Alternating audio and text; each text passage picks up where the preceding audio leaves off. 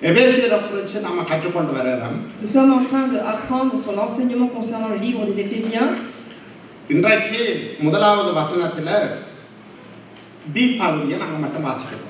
allons lire la partie B donc d'un certain verset. Éphésiens 1, verset 1. Paul, apôtre de Jésus-Christ par la volonté de Dieu aux saints qui sont à Éphèse et aux fidèles en Jésus-Christ. எபேசுவிலே கிறிஸ்து இயேசுவுக்குள் விசுவாசிகளாய் இருக்கிற பரிசுத்தவான்களுக்கு எழுதுகிறதாவது. நான் முதல் உங்களுக்கு ஆரம்பத்தில் இன்ட்ரோடக்ஷனாய் சில காரியங்களை சொன்னேன். Je vous avais déjà donné une certaine introduction concernant ce livre. உண்மையிலே ஏன் நான் அதை சொன்னேன் என்று சொன்னால் ஆதி காலத்தில் ஆரம்ப காலத்தில் வாழ்ந்த கிறிஸ்தவர்களுடைய வாழ்க்கை எப்படி இருந்ததோ அதே வாழ்க்கையோடு போய் சுவிசேஷத்தை சொன்னார்கள். அந்த பட்டணம் கிறிஸ்துவை அறிந்து திருச்சபை உருவாகத்தக்கதாக வழிவகுத்ததாக இருக்கிறது. Je vous avais expliqué comment était la ville d'Éphèse auparavant, quelle était son histoire, et je vous ai indiqué également comment est-ce que les personnes, les chrétiens ont annoncé la parole de Dieu et comment ont vécu les chrétiens dans cette ville. கொஞ்சம் யோசிச்சு பாருங்க, அதே சுவிசேஷம் தான், அதே வார்த்தை தான். ஆனால் ஆதி அப்போஸ்தல காலங்களிலே நடந்த காரியங்கள் எங்களுடைய வாழ்க்கையிலே மட்டுமல்ல, நாங்கள் இருக்கிற பகுதிகளிலேயும் அந்த மாற்றத்தை நானும் நீங்களும் காண முடியாமல் இருக்கிறது. Donc c'est une même parole de Dieu, c'est une même bonne nouvelle, mais on voit qu'aujourd'hui cet évangile n'a pas les mêmes actions auparavant et aujourd'hui dans la ville où nous vivons. ஆகவே நாம் ரட்சிக்கப்பட்டிருக்கிறோம் என்று சொல்லுற எங்களுடைய வாழ்க்கையிலே அது வார்த்தையிலே மட்டுமல்ல, செய்கையிலே ஒரு கிரியை காணப்பட வேண்டியது அது மிக அவசியமாக இருக்கிறது. Nous disons aujourd'hui que nous sommes sauvés, mais l'action qui a été, la ferveur qui était au temps des apôtres doit être aujourd'hui également vue et nous devons agir en ce sens dans notre vie. எபேசியருக்கு சுவிசேஷம் கடந்து போய் அந்த தேசத்திலே பெரிய ஒரு எழுப்புதல் உண்டானது உண்மைதான். La bonne nouvelle a été annoncée dans la ville d'Éphèse et il est certain qu'il y a eu un réveil dans cette ville. ஒரு வீட்டிலே ஆரம்பித்த திருச்சபை வேத ஆராய்ச்சியாளர்கள் சொல்லுகிறார்கள், ஒரு ஸ்டேடியம் எடுத்து செய்யக்கூடிய அளவிலே பவுலுடைய ஊழியம் எபேசு பட்டணத்திலே இருந்தது. Une prière qui a commencé dans une maison, mais on voit que par la suite, ces missions ont tellement évolué qu'ils ont pris un grand stade afin que Paul annonce, prêche la parole de Dieu aux gens d'Éphèse. எபேசு சபையிலே பவுல் ஊழியத்துக்கு போன போது அங்கே மாயவித்தை செய்கிறவர்களும் பில்லி சூனியம் செய்கிறவர்களும் பில்லி சூனியத்தையும் பிசாசையும் பயன்படுத்தி பணம் சம்பாதிக்கிற அநேக மந்திரவாதிகள் அந்த தேசத்திலே இருந்தார்கள். On voit également lorsque Paul a annoncé la parole de Dieu et a été serviteur de Dieu pour faire ses missions là-bas, on voit qu'il y avait beaucoup de personnes qui étaient dans le mal. ஆனால் சுவிசேஷம் போன போது உங்களுக்கு தெரியுமா, அந்த மந்திரவாதிகள் அந்த மந்திர புத்தகத்தை எல்லாம் கொண்டு வந்து எரிக்க ஒப்பு கொடுத்தார்கள். அந்த தொகையை பார்த்தால் எவ்வளவோ பெருமதி என்று சொல்லுகிறார்கள். Toutes les personnes qui faisaient les marabouts, les sacrilèges, différents sortilèges, parce qu'ils avaient une relation avec le diable, ils ont ramené tous les livres afin de les brûler, alors que c'était des livres qui avaient beaucoup de valeur. எபேசு பட்டணத்திலே பவுல் இருந்த பொழுது 3 வருடங்களாய் அவர் இரவும் பகலுமாய் கண்ணீரோடு தான் அறிந்த சத்தியம் முழுவதையும் எபேசு ஜனங்களுக்கு தெரிவித்ததாக சொல்லுகிறார். Pendant 3 ans, lorsque Paul était donc habité à Éphèse et qu'il était en train de faire les missions du Seigneur, on voit que nuit et jour, il prêchait la parole au peuple éphésien. கவனமாக்களுக்கு அப்படிப்பட்ட ஜனங்களுக்கு தான் பவுல் சிறையிலே இருந்த பொழுது வீட்டு காவலே இருந்த பொழுது எழுதின நிருபம் தான் எபேசியருக்கு எழுதின நிருபம். Et c'est précisément à ce peuple-là qu'est destiné les lettres des Éphésiens que nous lisons aujourd'hui dans la Bible, qu'il a écrit lorsqu'il était en prison. எபேசியர் குறித்து நான் நினைக்கிறேன் பவுல் ஏதோ ஒரு காரியம் கேள்விப்பட்டிருக்கிறார். Et je pense qu'il a écrit cela car il a entendu des nouvelles concernant le peuple éphésien. தான் போய் அந்த காரியத்தை சரிப்படுத்த முடியாது, ஆனால் எனக்கு கொஞ்ச காலங்கள் தான் இருக்கிறது, அதுக்குள்ளாக எப்படியாவது தான் சொல்ல வேண்டிய சத்தியத்தை சொல்லி முடிக்க வேண்டும் என்பதற்காக எபேசியருக்கு அவர் வீட்டு காவலில் ரோமில் இருக்கிற பொழுது எபேசியர் கடிதத்தை எழுதுகிறார். Il a entendu des nouvelles concernant ce peuple et donc étant emprisonné à Rome, il leur a quand même écrit une lettre afin de dire tout ce qu'il devait dire pour ce peuple afin qu'ils puissent se détourner de leurs mauvaises actions. இது அறிமுகம் தானே. நான் ஆரம்பத்தில் படிக்கிற பொழுதெல்லாம் இதுல எந்த சத்தியம் இருக்கு என்று சொல்லி கடகடண்டு வாசிச்சுட்டு போயிடுவேன். Au départ, lorsque je lisais donc ce livre d'Éphésiens, je lisais rapidement quelles sont les vérités que nous pouvons comprendre ou voir dans ce livre. எபேசியருக்கு எழுதின நிருபத்தில முதலாம் அதிகாரத்துல முதலாவது வசனத்தின் பி பகுதியிலே சொல்லியிருக்கிறார், கிறிஸ்தவன் என்றால் எப்படிப்பட்டவன் என்கிறத பவுல் தெளிவாக எழுதியிருக்கிறார். Il le dit dans le verset 1 de ce chapitre 1, comment va être un chrétien. நீ கிறிஸ்துவ அறிஞ்சிருக்கிறியா, நீ எப்படிப்பட்டவன் என்கிறத உணர்த்துவதற்காகத்தான் அவர் முதலாவது எழுதுகிறார், பரிசுத்தவான் என்று சொல்லுகிறார். Donc c'est pourquoi il emploie le mot saint pour dire comment doit être, quelle est la qualité d'un chrétien, quelqu'un qui se dit être chrétien. இரண்டாவது சொல்லுகிறார், விசுவாசி நீயா, ஏதோ ஒரு சத்தியத்தை நீ விசுவாசிக்கிறீ என்று சொல்றார். Ensuite il emploie fidèle parce que c'est sûr que tu crois à une certaine vérité. மூன்றாவது சொல்லுகிறார், விசுவாசி என்கிற நீ தனித்து இல்ல, நீ கிறிஸ்துவுக்குள்ள இருக்கிறான்னு சொல்றார். Et troisièmement, il dit donc à ce fidèle, à ce chrétien, tu n'es pas tout seul car tu es en Christ, donc avec Jésus-Christ. மூன்று காரியங்களை சொல்லுகிறார். நான் வாசித்ததுல பின்னுக்கிருந்தே நீங்க பார்க்கலாம். முதலாவது வசனத்துல எபேசியிலே கிறிஸ்து இயேசுவுக்குள் விசுவாசிகளாய் இருக்கிற பரிசுத்தவான்களுக்கு எழுதுகிறதாவது.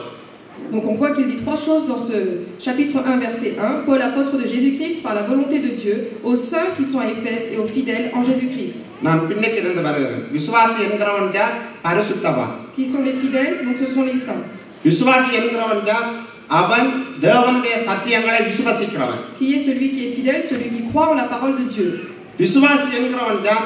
அவன் தனித்து இல்லை, அவன் கிறிஸ்துவுக்குள் இருக்கிறவன். Qui est ce fidèle? Il n'est pas tout seul, c'est celui qui est ancré en Jésus-Christ. இந்த மூன்று காரியங்களை நாம் பலபல தியானித்து ஜெபத்துக்குள்ளே கடந்து செல்ல போகிறோம். Nous allons méditer donc ces trois mots importants dans ce verset avant d'aller dans la prière.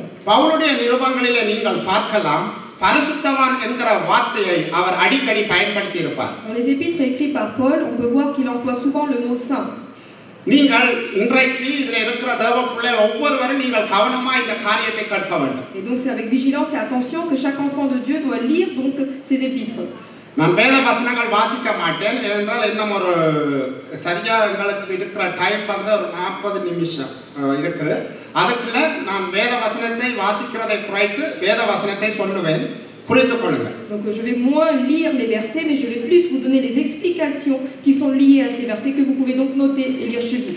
ஏனென்றால் அப்பதான் அந்த மூன்று காரியங்களையும் தொடர்ச்சியாய் சொல்ல முடியும். Car comme ça, de cette façon-là, je peux vous expliquer pourquoi ces trois mots sont employés dans ce verset. பரிசுத்தவான் என்று எபேசு சபை விசுவாசிகளை பார்த்து பவுல் சொல்லுகிறார். Paul dit donc cet épître s'adresse aux saints et ceux qui sont fidèles en Jésus-Christ. நீங்கள் ஒரு காரியத்தை புரிந்து கொள்ள வேண்டும். வேதத்திலே பரிசுத்தவான் என்று சொல்லப்படுகிற அந்த வார்த்தைக்கு அர்த்தம் பிரித்தெடுக்கப்பட்டவன். Donc le mot saint veut dire d'après la Bible celui qui a été mis à part. இல்லாவிட்டால் ஒரு வித்தியாசமாக வாழ்வதற்காக முன்குறிக்கப்பட்டவன். Ou celui qui a été destiné à vivre une vie qui soit particulière, exceptionnelle par rapport aux autres. அப்ப பவுல் அந்த நாட்கள்ல எபேசியருக்கு பரிசுத்தவான் என்று எழுதுகிற பொழுது அன்று வாழ்ந்த எபேசியர்கள் புரிந்து கொள்வார்கள். Donc lorsque Paul emploie ce mot les saints, les gens qui habitaient Éphèse donc comprennent ce que veut dire Paul par là. இன்றைக்கு இந்த சத்தியம் எங்களுக்கு வருகிறது. Aujourd'hui cette vérité s'adresse à nous. நீங்கள் புரிந்து கொள்ள வேண்டும், திருச்சபையில் இருக்கிற ஒவ்வொரு விசுவாசியும் பரிசுத்தவான் என்று சொன்னால் நான் பிரித்தெடுக்கப்பட்ட ஒரு வாழ்க்கை வாழ்வதற்கு அழைக்கப்பட்டவன். Donc si pour chaque chrétien, donc cette parole est destinée à chaque chrétien, les saints veut dire que nous avons été prédestinés par Dieu afin de vivre une vie qui plaît au Seigneur. கொலோசியர் 1:13 சொல்லியிருப்பார், நீங்கள் இருளின் அதிகாரத்தில் இருந்து பிரிக்கப்பட்டு அன்பின் குமாரனுடைய ராஜ்யத்துக்குள்ளே சேர்க்கப்பட்டிருக்கிறீர்கள். Dans Colossiens 1:13, il est dit, vous qui avez été délivrés de la puissance des ténèbres et transportés dans le royaume de Dieu, du Fils de son amour. இந்த பிரிவை நீங்க கண்ணால பார்க்க முடியாது. Mais cette séparation, on ne peut pas le voir par nos yeux. இதை நீங்க விசுவாசிக்க வேணும். Mais au contraire, nous devons y croire. ஆனா அது மட்டுமல்ல எங்கட வாழ்க்கையில நடக்கிறது இந்த உலகத்தின் காரியங்களில் இருந்தும் பிரித்த ஒரு வாழ்க்கை வாழ்றதுக்கு தான் தேவன் எங்களை அழைத்திருக்கிறார். Et c'est également pour être séparés de la vie de ce monde que Dieu nous a prédestinés. 1 யோவான் 5:18 யோவான் இப்படியாய் சொல்லியிருப்பார், தேவனால் பிறந்தவன் அவனும் பாவம் செய்யான் என்று சொல்லி. Dans 1 Jean 5:18, la Bible dit, celui qui est né de Dieu ne pourra pas donc pécher. அதன் அர்த்தம் என்ன? Que veut dire cette parole? தேவனாலே பிறந்தவன் மனப்பூர்வமாய் விரும்பி பாவம் செய்ய மாட்டான். Cela veut dire que celui qui est né de Christ ne va pas volontairement pécher. ஏனென்று சொன்னால் அவனுக்குள்ள தேவனுடைய வித்து இருக்கிறது. Et pourquoi? Parce que la semence de Jésus est en lui. ஆகவே ஒருவன் பாவத்தில் விழுந்தானாயிருந்தால் ஒரு வெயிலே புழு துடிக்கிறது போல துடித்து அவன் மறுபடியும் எழுந்து தேவனோட ஒப்புரவாகி விடுவான். Parce que si un tel chrétien fait un péché, alors il va être comme un ver qui est là en train de se languir, et donc il va vouloir rapidement se réconcilier avec Dieu car il ressent son péché. அது மட்டுமல்ல 1 யோவான் 5:19 சொல்லுகிறார், அப்படிப்பட்டவனுக்கு ஒரு அறிவு இருக்கும், இந்த முழு உலகமும் பொல்லாங்குக்குள் கிடக்கிறது. Dans 1 Jean 5:19, la parole dit, un tel chrétien qui a péché a également la connaissance de ce monde, car tout le monde est sous l'emprise du diable. இந்த உலகத்துல தான் நானே நீங்களும் வாழ்றோம். C'est dans ce même monde que vous et moi nous vivons. இந்த உலக ஜனங்களோட தான் பழகுறோம். Et nous sommes avec les gens de ce monde. நாங்கள் வேலைக்கு போறோம். Nous allons au travail. கொண்டாட்டங்களுக்கு போறோம். Nous allons aux fêtes. வீடுகளுக்கு போறோம். Nous allons les uns chez les autres. ஆனாலும் வேதம் என்ன சொல்லுது? நீ பிரித்தெடுத்த வாழ்க்கைக்காக முன்குறிக்கப்பட்டவன். Mais que dit la Bible? Tu as été appelé à vivre une vie sainte pour l'éternel. அப்ப இந்த முழு உலகமும் தேவனுக்கு பிரியமில்லாத களியாட்டத்துல வாழலாம், கொண்டாட்டம் கொண்டாடலாம். ஆனா கிறிஸ்தவன் என்று சொல்ற நானும் நீயும் இந்த உலகத்தில் இருந்து வேறு பிரித்த வாழ்வு வாழ்றத இந்த உலகம் பார்க்க அழைக்கப்பட்டிருக்கு. Le monde entier est ancré dans une vie charnelle qui est propre au monde, aux richesses, aux convoitises. Mais vous et moi, nous avons été appelés car nous devons vivre une vie qui soit retirée de ce monde, c'est-à-dire pour vivre pour le Seigneur. இந்த உலகத்தோட எங்களுக்கு தொடர்பு துண்டிக்கப்படல. Cela ne veut pas dire que notre relation avec le monde donc a été découpée. உலக சிஸ்டத்துல இருந்து தான் நாம துண்டிக்கப்பட்டிருக்கிறோம். Mais au contraire, nous sommes donc coupés afin de ne pas suivre le chemin que mènent les gens dans ce monde. உங்களுக்கு தெரியும், இந்த உலகத்துல உண்டாகிற எந்த காரியமும் ஒரு கண்டுபிடிப்பா இருந்தாலும் சரி, அவன் மனிதனுக்கு தான் மகிமை செலுத்துகிறான். Toute chose qui a été créée ou inventée dans ce monde, on voit qu'on donne la gloire, la place, la fierté à l'homme qui a trouvé cette invention. ஆனா அந்த காரியங்கள் உருவாக்குவதற்கான முழு சிஸ்டத்தையும் உருவாக்கினவர் நம்முடைய தேவன். Mais celui qui a mis en place toutes ces choses afin que cette invention voie le jour, c'est l'Éternel notre Dieu. அதனால தான் இந்த உலகத்துல வாழ்றவங்க படைக்கப்பட்ட பொருட்களுக்கு தேவனுக்கு கொடுக்க வேண்டிய மகிமையை கொடுக்கறாங்க. C'est pourquoi les gens donnent beaucoup d'importance à celui qui a trouvé l'invention, mais pas à celui qui a créé toutes ces choses. Mais vous et moi, nous avons été appelés à donner la gloire à notre Créateur.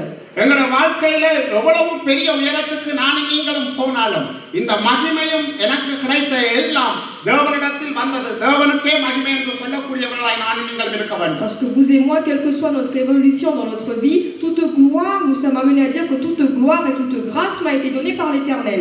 இதை நாம செய்ய தவறிடுறோம். Et parfois nous oublions de donner gloire au Seigneur. நாம் அநேகம் நினைச்சிருக்கிறோம் ஒரு சபையில் அங்கத்தவர்களாய் இருந்தா மட்டும் காணும்னு. Parfois nous sommes beaucoup à penser qu'il suffit d'être un membre dans une église. ஜீவ வசன அர்ப்பணி சபை என்ற பெயரோ இல்லாட்டி அங்கத்தவமோ எங்களை பரலோகத்துக்கு கொண்டு போகாது. Nous sommes dans une église qui est appelée l'église donc missionnaire de la parole vivante, mais ce n'est pas le nom de l'église qui va nous emmener au paradis. தவறா புரிஞ்சு கொள்ள வேண்டாம். Ne pensez pas mal ce que je viens de dire. ஜீவ வசனத்துல சபையில இருக்கிறேன் என்கிறதுனால நான் பரலோகத்துக்கு போக மாட்டேன். Je suis dans une église missionnaire de la parole vivante, mais le nom de l'église ne va pas me donner la porte ouverte pour aller au paradis. என்னுடைய வாழ்க்கையில பிரித்தெடுக்கப்பட்ட ஒரு வாழ்க்கை வாழாவிட்டால் என்னுடைய வாழ்க்கையில நான் தேவனோடு நடக்க முடியாது. Si je ne vis pas cette vie d'après ce que le plan du Seigneur, parce que j'ai été séparé de ce monde, parce que j'ai été prédestiné par lui, alors je ne pourrai pas être au quotidien dans cette bonne relation avec Dieu. இதுல இருக்கிற ஒவ்வொரு பிள்ளைகளும் நீங்க சரியா புரிஞ்சு கொள்ளுங்க. Il est très important que chacun comprenne cette parole. நீங்க யாரு? Qui sommes-nous? பரிசுத்தவான்கள். Nous sommes des saints. நீங்க யாரு? Qui sommes-nous?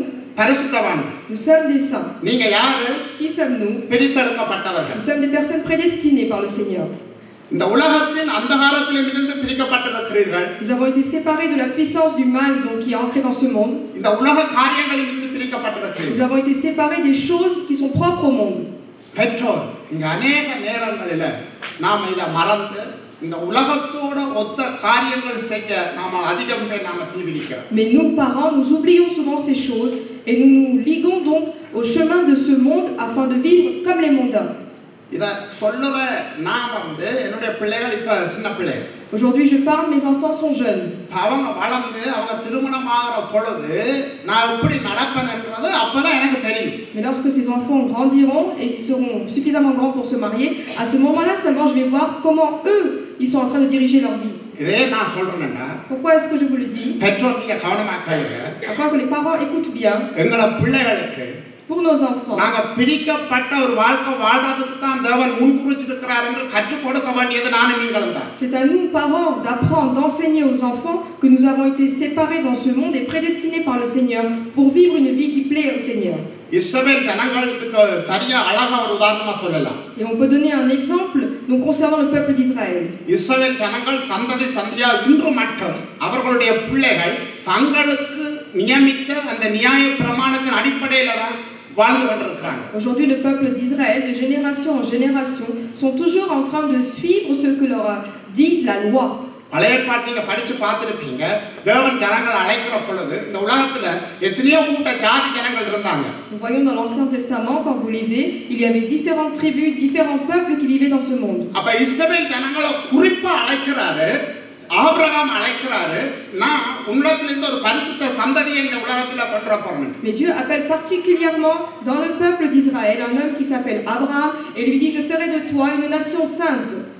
அங்க ஆரம்பிச்ச பயணம் இன்று வரைக்கும் மெசியாவாகிய இயேசு கிறிஸ்துவை அறிஞ்சிருக்கிறாங்களோ இல்லையோ அவங்களுக்கு கொடுக்கப்பட்ட நியாயபூர்வமான கட்டளைகளுக்கு ஒரு சிறு ஜூதன் கூட இன்றைக்கு கீழ்ப்படிகிறத பார்க்கலாம். Le voyage qui a commencé depuis Abraham, on voit qu'encore aujourd'hui, de génération en génération, au fil des années, des siècles, ils suivent encore cette loi qui a été donnée à ce peuple jusqu'au plus petit juif de quand il naît. அது எப்படி தெரியும்? Pourquoi est-ce que nous le savons? கொஞ்சம் யோசிச்சு பார்த்தோமா நாங்க? Si nous réfléchissons, அந்த பிள்ளைகளுக்கு பெற்றோர் கற்றுக் கொடுத்தாங்க. Parce que leurs parents enseignent ce qu'ils ont su et ce que leur a été enseigné.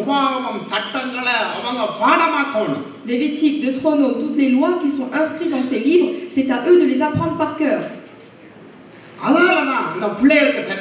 C'est pourquoi ces enfants connaissent qu'est-ce qu'il en est de la loi. Pourquoi est-ce que je donne cet exemple? C'est de la même manière Dieu a dit, vous êtes un peuple qui a été séparé du monde. Dieu a dit à Israël que vous êtes un peuple saint, que vous avez été prédestinés. Pavul தன் இதயத்துல வச்சுதான் எபேசியருக்கு எழுதுகிறார், நீ பிரித்தெடுக்கப்பட்ட வாழ்க்கைக்கு அழைக்கப்பட்டவன் என்று சொல்லி. Paul a gardé également toutes ces paroles afin d'écrire donc au peuple des Éphésiens que vous avez été séparés, prédestinés par le Seigneur. எபேசு சபையில யூதர்கள் இருந்தாங்க. Dans l'église d'Éphèse, il y avait également des juifs. புறஜாதிகள் இருந்தாங்க. Il y avait également des païens. யூதர்கள் நியாயப்பிரமாணத்தை கடைபிடிச்சாங்க. Il est certain que les juifs observaient la loi. புறஜாதியா இருந்து உள்ளுக்கு வந்தவங்க அந்த வாழ்க்கைக்கு தங்களை ஒப்பு கொடுக்கல. Et les païens, les personnes étrangères autres que juifs ne sont pas consacrés à la loi. நாங்க ரட்சிக்கப்பட்டோம், தேவனை அறிஞ்சிட்டோம் என்று சொல்லி சபைக்குள்ள இருந்தாங்க. வெளியே வந்தா அவங்க உலகத்தோட வாழ்ந்தாங்க. Aujourd'hui, nous disons être sauvés, nous venons à l'église, mais lorsque nous sortons, nous quittons l'église, nous vivons d'après le monde. அதனாலதான் எபேசு சபைக்கு எழுதுறாரு, நீ பரிசுத்தவான். Et c'est pourquoi il écrit donc au peuple éphésien, vous êtes des saints. அன்றைக்கு பவுலுடைய கையில இருந்தது புதிய ஏற்பாடு ஒன்றும் இருக்கல. À ce moment-là, l'apôtre Paul n'avait pas le Nouveau Testament dans ses mains. Pavul பின்பற்றினது முழுக்க பழைய ஏற்பாடு பஞ்சாங்கமம் என்று சொல்லப்படுகிற பழைய ஏற்பாட்டு புத்தகங்களை தான் நியாயப்பிரமாணங்களை தான் பவுல் படிச்சு தேறினவரா இருந்தார். À ce moment-là, Paul observait uniquement le Pentateuque, c'est-à-dire les 5 premiers livres de l'Ancien Testament. அப்ப இஸ்ரவேல் ஜனங்கள் எப்படி வாழ்ந்தார்கள், அவர்கள் பிரமாணங்களுக்கு எப்படி கீழ்ப்படிந்தார்கள் என்ற சரியான அறிவு பவுலுக்குள்ள இருந்தது. Paul avait clairement la connaissance de comment Israël a suivi les voies du Seigneur, comment ils ont observé la loi. அதனால அவர் சொல்றாரு, நீ உலகத்துக்குள்ள இருக்கலாம், ஆனா உலகத்தோடு ஒத்து போயிடாத வேறு பிரிக்கப்பட்ட வாழ்க்கை வாழ ஒப்புக்கொடு. C'est pourquoi Paul écrit aux Éphésiens en disant tu es dans ce monde mais ne te fie pas aux voies de ce monde, observe et consacre-toi au Seigneur car tu as été prédestiné, tu as été séparé de ce monde. Pavul தான் எழுதின நிருபங்கள் எல்லாவற்றிலும் இந்த கருத்தை சரியா வலியுறுத்தி கொண்டே வந்தார். Dans chacun des épîtres qu'écrit Paul, on voit qu'il insiste sur ce point. நீ ரட்சிக்கப்பட்டிருக்கிறாய்னா உன்னை தேவன் பரிசுத்தமான பார்க்கிறாரு, வேறு பிரிக்கப்பட்டவனா பார்க்கிறாரு. ஆகவே உங்க வாழ்க்கை மற்றவருக்கு ஒரு முன்னுதாரணமா இருக்கணும் என்று சொல்லி அடிக்கடி வலியுறுத்துறதை நாங்க வேதத்துல பார்க்கிறோம். On peut voir que dans les différents épîtres écrits par Paul, il dit sans cesse tu as été sauvé, tu as été prédestiné, donc tu dois vivre une vie qui plaît au Seigneur et ne pas te fier au train de ce monde. கலாத்தியர் 1 அதிகாரம் 3-4 வசனங்கள் இப்படியாய் சொல்லுது. Galates 1 versets 3 et 4 dit ainsi. ஒரு விதமான கலாத்தியர் கலாத்தியருக்கு எழுதுற பொழுது பவுல் இப்படி எழுதுகிறார். முதல் 3வது வசனம், பிதாவாகிய தேவனாலும் நம்முடைய கர்த்தராகிய இயேசு கிறிஸ்துவினாலும் உங்களுக்கு கிருபையும் சமாதானமும் உண்டாவதாக. 4வது வசனம், அவர் நம்மை இப்பொழுது இருக்கிற பொல்லாத பிரபஞ்சத்திலிருந்து விடுவிக்கும்படி தம்முடைய பிதாவாகிய தேவனுடைய சித்தத்தின்படியே நம்முடைய பாவங்களுக்காக தம்மை தாமே ஒப்புக் கொடுத்தார். அவருக்கு என்றென்றைக்கும் உள்ள சதாகாலங்களில் மகிமை உண்டாவதாக என்று முடிக்கிறார். Versets 1, 4 et 5, Paul apporte non de la part des hommes ni par un homme, mais par Jésus-Christ et Dieu le Père qui l'a ressuscité des morts. Verset 4, Jésus-Christ qui s'est donné lui-même pour nos péchés, afin de nous arracher du présent siècle mauvais, selon la volonté de notre Dieu et Père, à qui soit la gloire au siècle des siècles. Amen. வேதத்தை அழகா பாருங்க. 4வது வசனத்துல அவர் நம்மை இப்பொழுது இருக்கிற பொல்லாத பிரபஞ்சம். On voit dans le verset 4 afin de nous arracher du présent siècle mauvais. வேதம் அன்றைக்கு மட்டுமல்ல இன்றைக்கும் எனக்கு பின்வருகிற சந்ததிக்கும் வேதம் போதுமானதாக இருக்கிறது. La Bible est suffisante, on voit que la parole de Dieu est suffisante pour l'époque où ça a été écrit et pour aujourd'hui car la Bible dit arracher du présent siècle mauvais. நிகழ்காலத்தில் எழுதப்பட்ட இப்பொழுது இருக்கிற பிரபஞ்சம். Afin de nous arracher du présent siècle mauvais dont on parle d'aujourd'hui. அப்ப மீட்பின் நோக்கம் என்ன? Quel est donc l'objectif de cette rédemption? நாம் எந்த காலகட்டத்தில் வாழ்ந்தாலும் இயேசு கிறிஸ்துவை நாம் ஏற்றுக்கொள்ளுகிற பொழுது ரட்சிக்கப்படுகிற பொழுது இப்ப இருக்கிற அந்த பொல்லாத பிரபஞ்சத்திலிருந்து நாங்கள் விடுதலையாக்கப்படுகிறது மட்டுமல்ல பிரித்தெடுக்கப்பட்ட வாழ்க்கை வாழ்றதுக்கு தேவனை குறிக்கிறார். Pourquoi est-ce que cette parole est écrite ainsi? Peu importe la période, le temps dans lequel nous vivons, cette parole doit être observée au moment où elle est écrite. Elle est encore valable aujourd'hui, car nous avons été prédestinés afin de vivre une vie qui plaît au Seigneur Jésus-Christ. நானும் நீங்களும் ரெண்டு விதமான கண்ணோட்டத்துல தான் இந்த உலகத்தை பார்க்க அழைக்கப்பட்டிருக்கிறோம். Vous et moi avons été appelés pour regarder le monde d'un point de vue différent. ஒன்று தீமையான பொல்லாங்குக்குள் அகப்பட்டிருக்கிற அந்த உலகம். Il faut voir que ce monde donc réagit et a été ancré dans quelque chose de mauvais. இரண்டாவது இந்த உலகத்திலிருந்து பிரித்தெடுக்கப்பட்டு சபையாய் பரிசுத்தவான்களாய் கூடி ஆராதிக்கிற ஒரு உலகம். Et la deuxième chose, il y a également un monde où les gens ont été séparés afin de vivre et de suivre, être rassemblés dans une église afin de suivre les instructions de Dieu. இதால தான் வேதத்துல நாங்க பார்க்கிறோம் இருளுக்கும் ஒளிக்கும் சம்பந்தம் ஏதன்னு சொல்லி இருக்கிறார். C'est pourquoi dans la Bible il y a un verset qui dit quel est le rapport entre la lumière et les ténèbres. அப்ப எப்பவும் நாம ரட்சிக்கப்பட்டிருக்கிறோம் என்ற தேவ பிள்ளைகள் எங்களுடைய வாழ்க்கையில நாங்கள் தெரிந்து கொள்ளுகிற எந்த காரியமா இருந்தாலும் அது பிரித்தெடுக்கப்பட்ட திருச்சபைக்குள்ள இருக்கிறார்களா என்று நாங்கள் பார்க்க வேண்டும். C'est pourquoi il est important pour les chrétiens lorsque nous prenons une décision, que nous faisons des choix, savoir si ce choix est correct pour moi qui a été séparé de ce monde. எங்களுடைய குடும்ப வாழ்க்கையா இருந்தாலும் சரி, பிள்ளைகளுக்கு நீங்க குடும்ப வாழ்க்கையை தேர்ந்தெடுக்கிற காரியமா இருந்தாலும் சரி, நாங்க படிச்சிருக்கா நல்ல பணம் இருக்கான்னு நீங்க பார்ப்பீங்களா இருந்தா உண்மையிலேயே நீங்கள் உங்களோட பிள்ளைகளுக்கு ஏற்ற துணையை அல்ல அவர்கள் விருப்பத்தின்படி ஒரு துணையை நீங்க பெற்றுக் கொடுக்கிறீங்க. Que ce soit dans notre vie à nous ou celle de nos enfants, nous ne devons pas regarder les richesses ou alors regarder à quel point ils ont étudié ou quel est leur salaire. Parce que sinon nous nous fions également à tout ce qui est le train de ce monde. ஆனா நாம பிரித்தெடுக்கப்பட்டிருக்கோம் என்று சொல்ற எங்களுடைய வாழ்க்கையில எங்களோட பிள்ளைகளுக்கான எதிர்கால ஒரு பார்ட்னரை நம்ம தெரிஞ்செடுக்க பொழுது இவன் பிரித்தெடுக்கப்பட்டவனா இல்லாத ஒரு திருச்சபைக்கு ஒப்பு கொடுத்திருக்கிற ஒரு மகனா மகளா என்று பார்த்து நாங்க பிள்ளைக்குரிய காரியத்தை செய்வோமாய் இருந்தால் அதுதான் தேவசித்தமாய் இருக்கிறது. Mais au contraire, si je suis un peuple qui a été séparé de ce monde afin de vivre pour Dieu et que je regarde un partenaire, par exemple pour mes enfants, je dois regarder si le partenaire que je vois, est-ce qu'il a été séparé de ce monde? Est-ce qu'il a été prédestiné par Dieu afin de vivre une vie qui soit meilleure d'après les voies du Seigneur? ஏன் நான் இதை சொல்றேன் தெரியுமா? அவங்கலாம் பிடித்தெடுக்கப்பட்ட வாழ்க்கைக்குரிய போதனைகளை கேட்டு வளருவாங்க. Parce que c'est à ce moment-là que le couple lira et suivra les instructions d'après ce qui est écrit d'après la Bible. Joothan தெரியுமா உங்களுக்கு? வேற்று மதக்காரனை அவன் திருமணம் பண்ண மாட்டான். Est-ce que vous savez que les Juifs ne vont pas se marier avec une personne d'une autre religion? ஆனா ஜூதன் ஒரு ஜூதனாவன் ஆகுறதுன்னு சொன்னா பல சடங்குகள் அவன் மேற்கொள்ள வேண்டும். Par contre, si quelqu'un doit devenir juif, qui veut changer de religion, il a beaucoup de choses donc à traverser, à accomplir.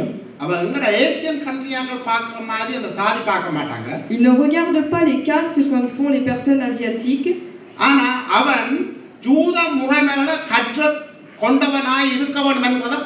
Mais ils vont regarder si vraiment il observe les traditions juives.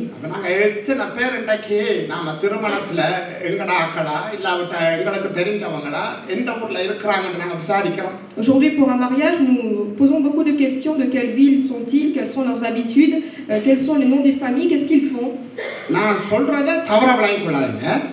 Ne pensez pas mal quand je vous dis cela. Si vous vous mariez dans votre entourage, alors mariez-les.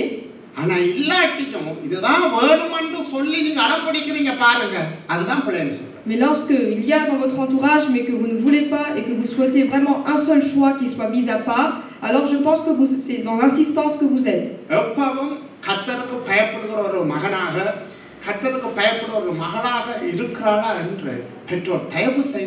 Il faut toujours que les parents se posent la question, est-ce que cet enfant a la piété, la crainte du Seigneur?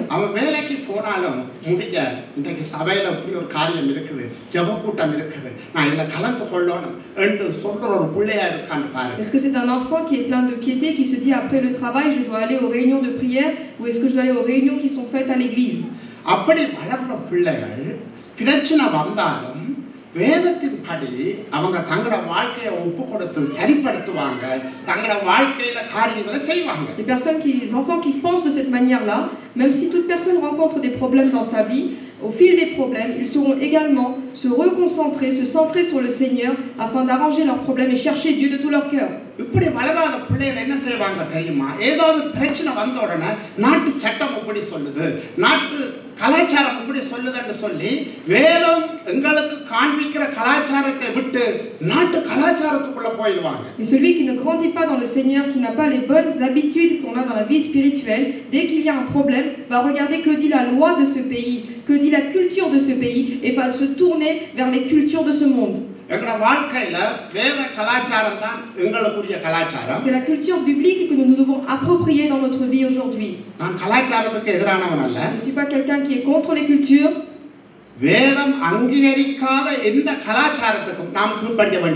Les cultures qui ne sont pas indiquées, acceptées par la Bible, nous ne pouvons pas les accepter dans notre vie. Et de la même façon, nous devons obéir aux lois. Mais les lois dont la Bible dit qu'il ne faut pas écouter, alors nous ne devons pas également les écouter. Il faut avoir une certaine clarté là-dessus. Nous ne pouvons pas vivre comme les autres, comme les personnes du monde, car nous avons été séparés de ce monde. La culture, c'est une chose. Cela est comme un bouclier.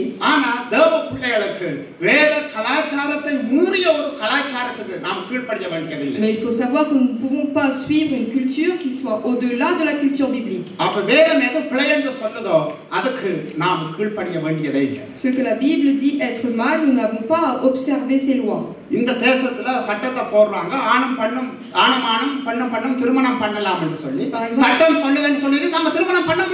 Par exemple, dans ce monde, on peut dire dans ce pays, ils acceptent donc les mariages donc des personnes homosexuelles. Mais c'est pas parce que la loi accepte que nous pouvons faire de telles choses.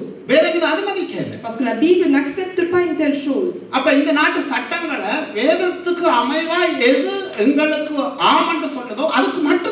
கீழ்ப்படிய முடியும். C'est à nous de réfléchir et de discerner quelles sont les lois qui vont dans la direction de la Bible et celles qui sont contre la loi de Dieu.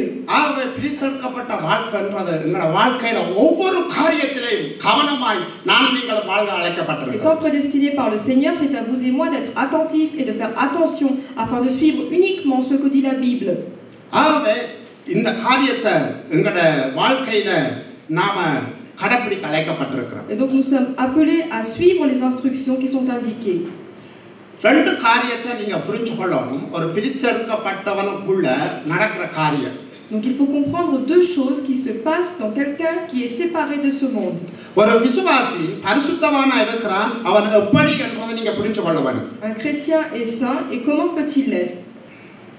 ஒருவன் தேவனை இயேசு கிறிஸ்துவை சொந்த ஆண்டவராக ஏற்றுக்கொள்ளுகிற பொழுது அவனுடைய பாவங்கள் மன்னிக்கப்படுகிறது மட்டுமல்ல, அவன் செய்த பாவத்தில் இருக்கிற அந்த குற்ற உணர்விலிருந்து விடுதலையாக்கப்படுகிறான். Quelqu'un accepte Jésus-Christ comme son sauveur, tous ses péchés sont pardonnés, mais il est également libéré de sa culpabilité du péché.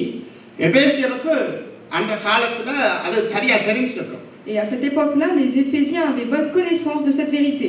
இன்றைக்கும் எங்களுக்கும் அது சரியா புரிய வேண்டும். Et aujourd'hui, nous aussi, nous devons bien comprendre cette vérité. இயேசு கிறிஸ்து ரத்தம் எங்களை கழுவி இருக்குது, எங்களை தகுதிப்படுத்தி இருக்குது. Le sang de Jésus-Christ nous a purifiés, nous a lavés de nos péchés.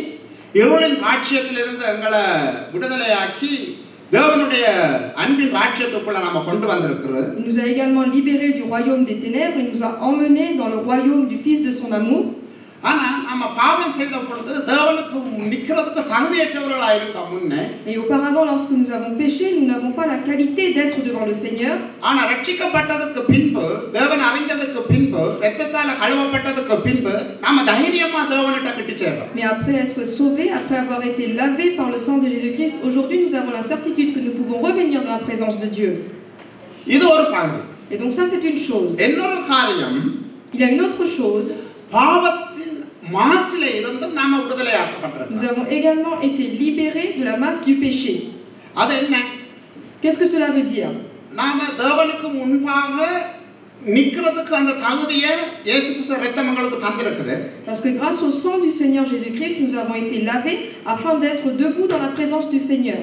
அப்ப இயேசுவை நான் ஏற்றுக்கொள்ளுகிற பொழுது, ரத்தத்தால கழுவப்பட்ட பொழுது, பாவம் மன்னிக்கப்பட்ட பொழுது நான் தைரியமா தேவ சமூகத்துல கிட்டி சேர்றேன். Du moment que j'ai accepté Jésus-Christ, que je sais qu'il a lavé mes péchés, alors lorsque j'ai péché, je reviens en demandant pardon au Seigneur, en confessant mes péchés, afin de retrouver la relation avec Dieu.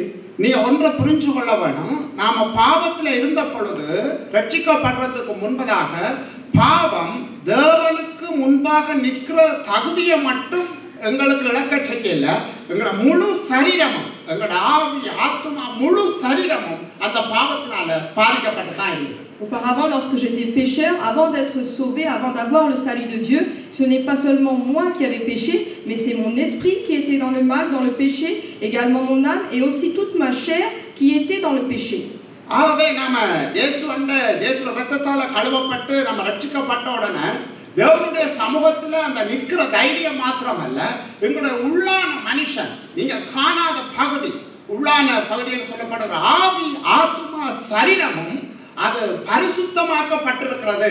Et une fois maintenant que j'ai le salut de Dieu, c'est vraiment mon intérieur, l'homme intérieur également qui a été sauvé, c'est-à-dire les parties invisibles, mon esprit et mon âme également qui ont été sauvés, et aussi dans ma chair, j'ai cette liberté. அவர் ரெண்டு காரியத்தை சொல்றார். நீ பரிசுத்தவான்ன்றா, நீ பிடித்தெடுக்கப்பட்டது மட்டுமல்ல, உன்னுடைய உள்ளான ஆவிக்குரிய மனுஷன் என்று சொல்லப்படுகிற ஆவி ஆத்மா சரீரமும் அது பரிசுத்தப்படுத்தப்பட்டிருக்கிறது. Paul dit que le fait d'être appelé un homme saint, ce n'est pas uniquement une appellation parce que tu es séparé du monde, mais tu es également délivré à l'intérieur de ton esprit, dans l'homme spirituel, dans l'esprit, dans l'âme et dans la chair. அதாலதான் நீ பரிசுத்தமாக்கப்பட்டிருக்கிற படியினால நீ உன்னுடையவன் அல்ல, நீ என்னுடையவன் என்று தேவன் சொல்கிறார். C'est pourquoi maintenant, étant sanctifié, tu n'appartiens pas, ton corps n'appartient pas à toi, mais Dieu dit tu m'appartiens. பரிசுத்தவான்ன்ற அர்த்தத்தை பாத்தீங்களா? Voyez-vous la signification d'être saint? நீங்க இத விளங்கிக் கொள்ள பழைய ஏற்பாட்டுல உங்களுக்கு தெரியும், சீயோன் மலையை பரிசுத்த மலை என்று சொல்லப்பட்டிருக்கு. Auparavant, dans l'Ancien Testament, on peut lire que le mont Sinaï a été appelé le mont Saint. தேவாலயத்தில் பயன்படுத்தப்பட்ட பொருட்களை பரிசுத்த பாத்திரம் என்று சொல்லப்பட்டிருக்கிறது. Dans le tabernacle de Dieu, on voit que tous les instruments qui ont été utilisés, on dit qu'ils ont été des ustensiles sanctifiés. அப்ப சீயோன் மலை பரிசுத்தம்னா அந்த மலை பரிசுத்தமா? Donc si on dit que le mont Sinaï est saint, est-ce que ça veut dire que toute cette montagne est sainte? அப்ப தேவனுடைய சபையில ஆலயத்துல பயன்படுத்தப்படுகிற பாத்திரம் பரிசுத்தம்னா அந்த பாத்திரம் பரிசுத்தமா? Est-ce que tous les ustensiles qui ont aidé pour faire le service de Dieu, si on dit qu'ils sont saints, est-ce que tous ces ustensiles ont été sanctifiés ainsi? அதல்ல அர்த்தம். Ce n'est pas la signification. தேவனுக்காக அது பிரிக்கப்பட்டிருக்கிறது. Mais cela veut dire que toutes ces choses ont été séparées pour être utilisées pour Dieu. தேவாலயத்தில் இருக்கிற பாத்திரங்கள் தேவனுக்குரிய பணிபடைக்கு மாத்திரம் தான் அதை பயன்படுத்தலாம். Cela veut dire que tous les ustensiles qui ont été utilisés dans le tabernacle doivent être utilisés uniquement pour faire le sacrifice pour Dieu.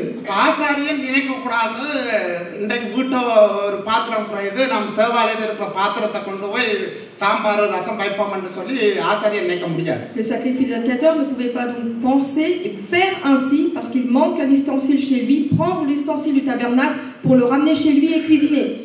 அப்படி செய்ய முடியாது. Il ne pouvait pas, c'était l'interdiction de faire ainsi. ஏன்னு சொன்னால் தேவனுக்காக மாத்திரம் அது பிரிக்கப்பட்டது. Parce que ces ustensiles ont été mis de côté uniquement pour être utilisés dans la maison de Dieu. அப்படியே நீங்க உங்களை தூக்கி போடுங்க. Et de la même façon, nous allons être remplacés dans cette situation. நீங்க இயேசு கிறிஸ்துவை ஏற்றுக்கொண்டு ரட்சிக்கப்பட்ட பொழுது தேவனுக்கு முன்பாக நிற்கிற தகுதி மாத்திரமல்ல, எங்களுடைய உள்ளான மனுஷனாகிய ஆவியும் ஆத்மாவும் சரீரமும் தேவனுக்காக மாத்திரமே என்று பிரிக்கப்பட்டிருக்கு. Vous avez été sauvés, vous avez été lavés par le sang de Jésus-Christ. Cela veut dire que votre esprit, votre âme et votre corps entièrement ont été séparés dans ce monde afin que vous soyez utilisés uniquement dans la relation avec Dieu pour vivre en tant qu'un bon chrétien. Pavul இதை எபேசருக்கு அடிச்சு சொல்றாரு, நீ பரிசுத்தவான் என்று சொன்னா உங்க சரீரத்தால உங்க ஆவியால உங்க ஆத்மாவால தேவன் விரும்பாத எந்த காரியத்தையும் நீ மனப்பூர்வமாய் செய்வதற்கு உனக்கு தகுதி இல்லை. Et c'est pour ça que Paul insiste aux Éphésiens en disant que maintenant tu as été séparé, tu as été prédestiné pour Dieu, donc dans ton esprit, ton âme et dans ta chair, tu ne peux rien faire d'après ta propre volonté. தேவன் மாத்திரமே அதை பயன்படுத்துவதற்கும் தேவனுடைய காரியத்துக்கும் மாத்திரமாகவே நீ முன்குறிக்கப்பட்டவர். Mais tu dois être utilisé uniquement pour accomplir la volonté du Seigneur d'après Dieu qui a prédestiné. Ta vie doit appartenir à Dieu et chacune de tes actions. அப்ப பாருங்க, எங்களோட வாழ்க்கையில நாம விசுவாசி என்று சொல்றோம், கிறிஸ்தவன் என்று சொல்றோம், ரட்சிக்கப்பட்டிருக்கோம் என்று சொல்றோம். நாங்க எத்தனை பேர் எங்களுடைய சரீரத்தால எங்களுடைய பலத்தால தேவனுக்கு செய்ய வேண்டிய காரியத்தை செய்யாம உலக காரியங்களை செய்து கொண்டிருக்கிறோம். Aujourd'hui, nous disons être des personnes sauvées, des fidèles, des chrétiens, mais est-ce que nous agissons vraiment d'après le Seigneur, d'après un instrument qui a été séparé de ce monde pour être utile à Dieu, ou bien est-ce que nous agissons d'après le train de ce monde comme nous le voulons? அப்ப எங்கட வாழ்க்கையில பரிசுத்தவான்களா நாங்க எப்படி வாழணும்? பேதுரு இன்னொரு விதமா இந்த காரியத்தை எடுத்து வாசிப்போம். 1 பேதுரு 2ஆம் அதிகாரம் 9வது வசனத்துல புதிய ஏற்பாட்டு விசுவாசிகளுக்கு இப்படி எழுதுறார். 1 Pierre 2:9, nous allons voir quelle est la parole de Pierre, ce qu'il dit aux chrétiens du Nouveau Testament.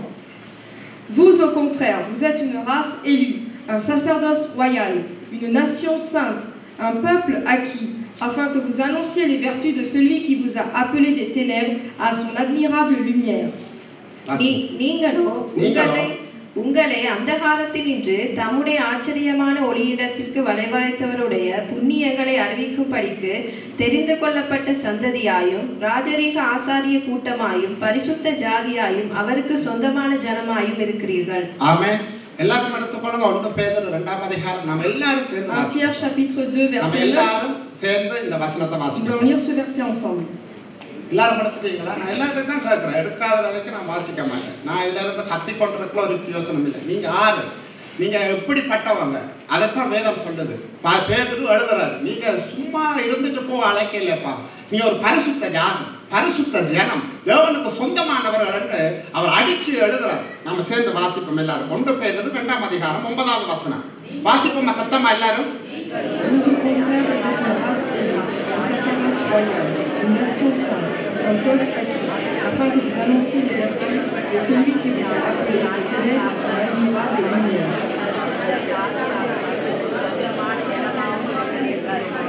Alléluia. Alléluia. நாம் அவரால் தெரிந்து கொள்ளப்பட்ட சந்ததி. ஆமென் சொல்லுங்க. நாம் அவரால் தெரிந்து கொள்ளப்பட்ட சந்ததி. Nous sommes une nation qui a été recherchée et retrouvée par le Seigneur. நாம் யாரு?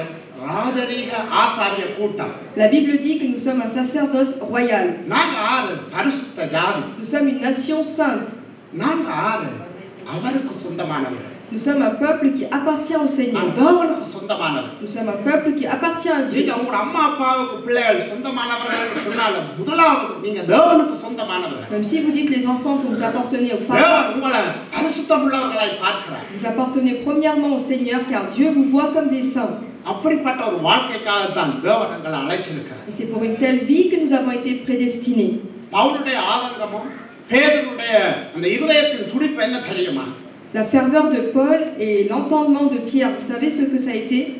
எப்படி நீங்க இருளின் அதிகாரத்துக்குள்ள இருந்த பொழுது, பாவத்துக்குள்ள இருந்த பொழுது தேவனுக்கு முன்பாக நிற்கிறதுக்கு தகுதியே மட்டுமல்ல, அது உங்களுடைய ஆவி, ஆத்துமா, சரீரம் முழு சரீரத்தையும் பாதிச்சதோ, அதே போல நீ தேவனை அறிஞ்சு கொண்டு ரட்சிக்கப்பட்டதற்கு பின்பதாக நீ தேவனுக்கு முன்பாய் நிற்கிறதுக்கு மாத்திரம் அல்ல, உன்னுடைய ஆவி, உன்னுடைய ஆத்துமா, உன்னுடைய சரீரம் முழுவதும் அந்த பரிசுத்த வாழ்வுக்காக வாழ்றதுக்கு தேவனை அழைச்சிருக்கார். De la même façon, nous étions dans l'emprise du mal, du péché, que notre esprit, notre âme et notre corps étaient dans le mal, que nous étions emprisonnés dans le mal parce que nous étions de ce monde.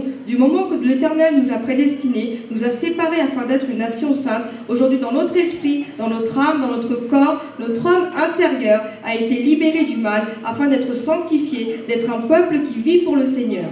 இந்த காரியத்தை நான் வாசித்த பொழுது உண்மையா தேவனுக்கு முன்பாய் சொல்லுகிறேன், நாங்கள் தேவனுடைய சொந்த ஜனம், பரிசுத்தமான ஒரு வாழ்வை இந்த உலகத்துக்கு வாழ்ந்து காட்டுறதுக்கு தேவனை நம்ம ஏற்படுத்தியிருக்கிறார். La Bible dit que vous êtes une race élue, une nation sainte. Cela veut dire que Dieu nous a prédestinés afin de vivre, de montrer en action une vie qui plaise au Seigneur Jésus-Christ. இங்கதான் ரட்சிப்பிட இந்த மகிமையை, மேன்மையை ஒவ்வொரு பிள்ளைகளும் நீங்க உணர்ந்து கொள்ள. Et c'est dans ces versets, dans cette vérité que vous devez comprendre quelle est la gloire, quelle est la grâce de sa vérité qui a été déversée pour nous. ஒருவன் ரட்சிக்கப்பட்டுட்டானா இருந்தா வேதம் தேவன் அவனை ஒரு பரிசுத்தவானா பார்க்கிறார். Quand quelqu'un est sauvé, l'Éternel le regarde comme un instrument qui est saint. வேறு பிரிக்கப்பட்டவனா பார்க்கிறார். Car il a été séparé de ce monde. சொந்த ஜனமாக பார்க்கிறார். Il le voit comme une race élue qui lui appartient. உங்களுக்கு தெரியும், சில சபை பிரிவுகள்ல பரிசுத்தவான் என்கிற ஒரு பட்டத்தை கொடுக்கிறதுக்கு அவர்கள் இறந்ததுக்கு பின்பதாக பல நூற்றாண்டுகள் கழித்து தான் அவர்களுக்கு பரிசுத்தவான் என்ற பட்டம் கொடுப்பாரு. Nous savons dans des églises, nous avons déjà entendu parler que c'est après le décès de quelqu'un, après des siècles, qu'on leur donne le titre de saint en donnant un nom. அது வேதத்துக்கு புறம்பான காரியம். Et cela sont des choses qui sont contraires à la Bible. ஆனா வேதம் தெளிவாய் சொல்லுது, இன்றைக்கு இந்த இடத்துல இருக்கிற உங்களையும் என்னையும் பார்த்து சொல்லுது, நீங்கள் பரிசுத்தவான், நீங்கள் வேறு பிடிக்கப்பட்டவர்கள், உங்களுடைய வாழ்க்கை முழுவதும் உங்களுக்குரியதல்ல, அது தேவனுக்கு சொந்தம். Mais la Bible dit clairement, vous étiez autrefois dans le monde, vous étiez pécheurs, mais du moment que l'Éternel vous a prédestinés, vous a séparés, vous ne vous appartenez pas à vous, mais vous appartenez à Dieu. ஆகவே இந்த சத்தியத்தை உங்களுடைய இதயத்துல எப்போதும் நீங்க ஞாபகப்படுத்துறவர்களா இருக்க வேண்டும். Et donc c'est important de se remémorer donc cette vérité que nous avons observée, que nous nous enseignée aujourd'hui. இந்த சத்தியம் உங்களுக்கு சாதாரணமா இருந்திருக்கலாம், இப்ப கேட்கிறவங்களுக்கு. Peut-être qu'en entendant pour certains cette vérité est une simple parole. இத பவுல் எபேசியருக்கு எழுதுகிற பொழுது, பின்மாற்றமா இருந்த எபேசியர்கள் இதை வாசிக்கிற பொழுது, நான் இயேசுவுக்குள்ளே விசுவாசிக்கிறேன், அவர்கள் தங்கள் வாழ்க்கையை ஒப்புக்கொடுத்திருப்பார்கள். Et je pense que lorsque Paul a écrit donc cet épître pour les Éphésiens, lorsqu'ils ont lu cet épître, et alors pour certaines personnes qui étaient éloignées de la vie chrétienne, je pense qu'ils ont été touchés et sont revenus afin de rallumer cette ferveur dans la vie chrétienne. இன்றைக்கும் இப்படிப்பட்ட ஒரு சத்தியத்தினாலே, ஒரு சுவிசேஷத்தினாலே நானும் நீங்களும் பிரிக்கப்பட்டிருக்கிறோம், இல்லாவிட்டால் தேவனால் தெரிந்து கொள்ளப்பட்டிருக்கிறோம் என்கிற சத்தியத்தை ஒவ்வொரு நாளிலும் நீங்கள் நினைவு கூர்ந்து உங்களோட வாழ்க்கையில தேவனை துதிக்க நீங்கள் அழைக்கப்பட்டிருக்கிறீர்கள். C'est à chacun de nous maintenant de remercier le Seigneur pour cette parole, pour cette vérité, car nous avons été prédestinés, nous avons été séparés de ce monde afin de vivre pour le Seigneur. C'est ainsi nous devons louer le Seigneur, l'adorer en le remerciant pour ce qu'il a fait pour nous. இரண்டாவதாக சொல்லப்பட்டிருக்கிறது, அவன் யார் என்று சொன்னால் ஒரு விசுவாசிக்கிறான். Et deuxièmement, la parole qui était employée dans Éphésiens 1:1, c'était le fidèle. விசுவாசி என்றது யாரு? தேவனை விசுவாசிக்கிறவர். Qui est le fidèle? C'est celui qui a foi en Jésus-Christ. எபேசியருக்கு Pavul சொல்லுகிறார், நீங்கள் விசுவாசிகளுமாய் இருக்கிறீர்கள் என்று சொல்லி. Et donc Paul dit aux Éphésiens, vous êtes également des fidèles. இத கொஞ்சம் நான் விளங்கிக் கொள்ள சில காரியங்களை சொல்றேன். Je vais vous expliquer afin que nous puissions comprendre pourquoi ce mot a été employé. Pavul எபேசு பட்டணத்துக்கு வருகிற பொழுது யோவான் ஸ்நானனுடைய சீஷர்களை பவுல் சந்திக்கிறார். Lorsque Paul est venu dans la ville d'Éphèse, il rencontre donc des disciples de Jean-Baptiste.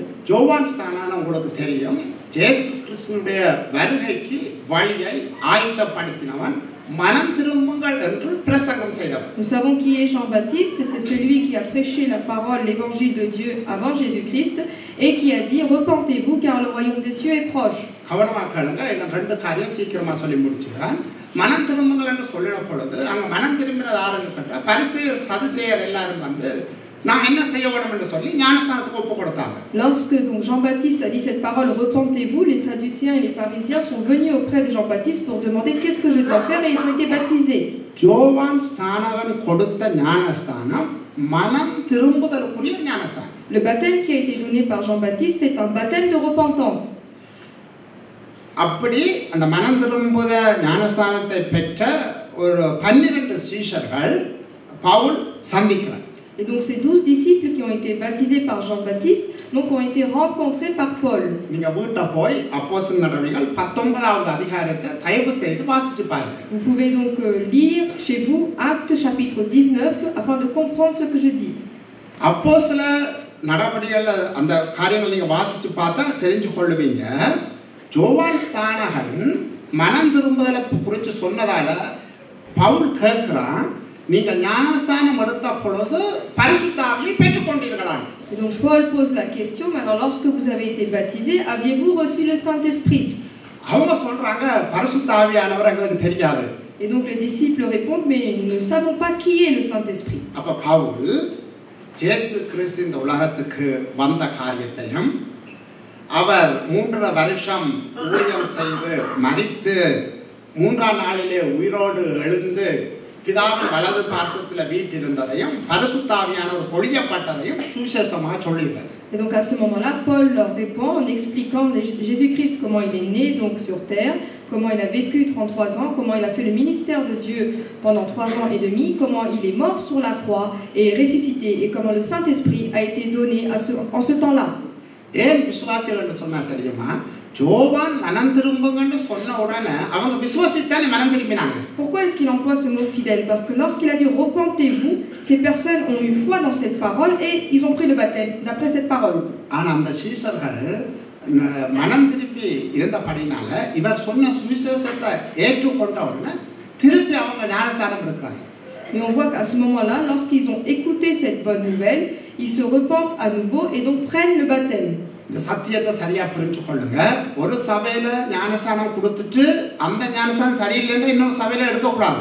C'est pas parce que je suis baptisé dans une église, mais que le fait d'annoncer la parole de Dieu n'est pas correct, que je dois aller dans une autre église pour reprendre le baptême. இது யோவான் ஸ்நானகன் இயேசு வருகிறதற்கு முன்பதாக மனம் திரும்புதற்குரிய ஞானஸ்நானம் கொடுத்தான். Avant l'arrivée de Jésus-Christ, Jean-Baptiste a donné le baptême de repentance. ஆனா பவுல் பிதா குமாரன் பரிசுத்த ஆவியின் நாமத்தினால ஞானஸ்நானம் எடுத்த உடனே அவர்கள் மேல் கைகளை வைத்த உடனே அங்க பரிசுத்த ஆவியார் இறங்கினார், அவங்க விசுவாசிகளா மாறினாங்க. Mais lorsque Paul a dit au nom du Père, du Fils et du Saint-Esprit et qu'il a donné le baptême et qu'il a prié pour eux, on voit que l'onction du Saint-Esprit est arrivée sur eux. வேதத்துல ஆங்கில வேதாகமத்துல விசுவாசிகள் என்று சொல்லப்படுகிற அந்த வார்த்தைக்கு உண்மை உள்ளவர்கள் நம்புகிறவர்கள் என்றும் ஒரு அர்த்தம் இருக்கு. Dans la Bible anglaise, d'après la traduction, les fidèles veut dire ceux qui sont vrais, ceux qui sont justes, ceux qui croient. ஏன் அதை சொல்றேன்டா, யோவான் ஸ்நானனால மனம் திரும்புறதுக்கு என்று சொன்ன உடனே நம்பி ஞானஸ்நானம் எடுத்தாங்க. பவுல் வந்து சொல்றாரு, எனக்கு மனம் திரும்ப சொன்னதண்டா இயேசு கிறிஸ்து ஒருவர் வருகிறார், அவர் உங்களோட பாவத்திலிருந்து மன்னிப்பார், அவர் தான் நித்திய ஜீவன் என்று சொல்லி அவரை விசுவாசிக்க சொன்ன உடனே இவங்க 12 பேரும் கீழ்ப்படிஞ்சு என்ன செய்யறாங்க? அந்த ஞானஸ்நானத்தையும் எடுக்கிறாங்க. பரிசுத்த ஆவியான அபிஷேகம் அவங்களுக்குள்ள வருது. Parce qu'au temps de Jean le Baptiste, ils ont fait le baptême, donc qui est le baptême de repentance. Et lorsque Paul annonce en disant Jésus-Christ, en expliquant au nom du Père, du Fils et du Saint-Esprit, ils reprennent le baptême. அப்ப ஒரு விசுவாசி என்ற ஆறு தெரியுமா? Vous savez que veut dire un fidèle? அவன் ஒழுங்கா ஞாயிறு ஆராதனைக்கு வாரவன் இல்ல. Ce n'est pas celui qui vient chaque dimanche à l'église. அவன் சில சத்தியங்களை உண்மையா நம்பவன். Mais il doit impérativement avoir la foi sur certaines vérités. எனக்காக என்னுடைய பாவத்துக்காக மரித்தவர் ஆண்டவராகிய இயேசு கிறிஸ்து. Le Seigneur Jésus-Christ est mort pour moi, pour mes péchés. நான் அவரை விசுவாசித்து என்னுடைய வாழ்க்கையை ஒப்புக்கொடுத்து வாழ்ற பொழுது எனக்குள்ள பரிசுத்த ஆவியாகிய தேவனாய் அவர் எனக்குள்ள வாழுகிறார். J'ai foi en Dieu, je consacre ma vie pour lui et ainsi j'accepte que le Saint-Esprit vive en moi. அது மட்டுமல்ல, எனக்கு ஒரு நித்தியம் வைக்கப்பட்டிருக்கு. அந்த நித்தியத்துக்காக தான் இன்றைக்கு நான் திருச்சபைக்குள்ள இருக்கிறேன். இதெல்லாம் நம்புறவனாக விசுவாசிக்கிறவனாக ஒரு விசுவாசி இருப்பார். Et j'ai également foi qu'il y a une vie éternelle en finalité de ma vie. Donc le fidèle croit à cela et il grandit en restant dans une église. இன்றைக்கு எத்தனை பேர் நானும் கூட இந்த சத்தியத்தை மறந்து ஒரு பிரச்சனை வருது, ஒரு இழப்பு வருது, எல்லாமே எங்களை விட்டு போயிட்டு என்ற ஒரு நினைப்பில நாங்க அங்கலாய்க்கிறோம். Mais aujourd'hui, quand nous avons une perte ou quand nous avons un problème, nous oublions toute cette vérité et nous demeurons dans la tristesse, dans la douleur. மாமிசத்துல அப்படிப்பட்ட பலவீனங்கள் வரத்தான் செய்யும். C'est certain qu'étant dans la chair, nous avons des faiblesses.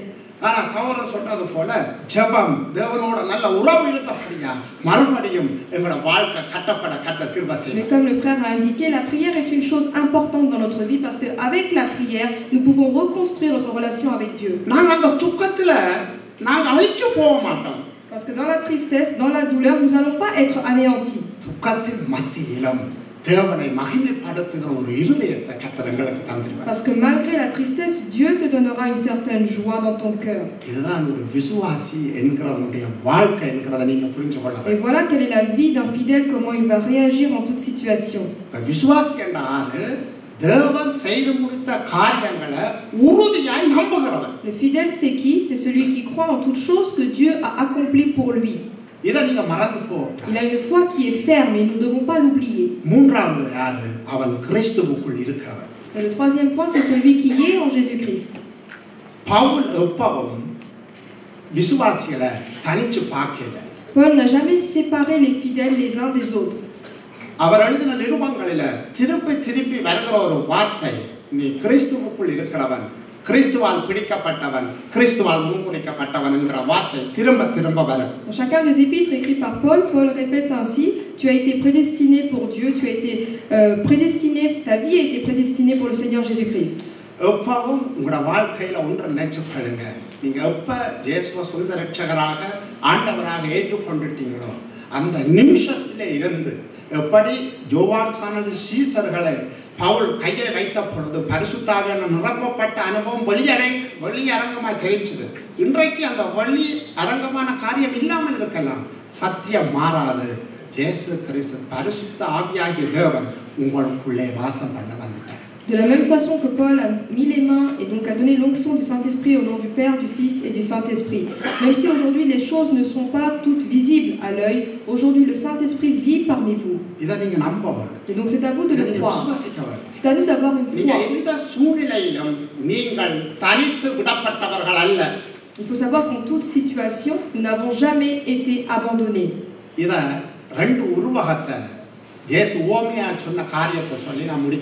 Je vais dire deux paraboles qui concernent ce que je viens de vous dire avant de terminer.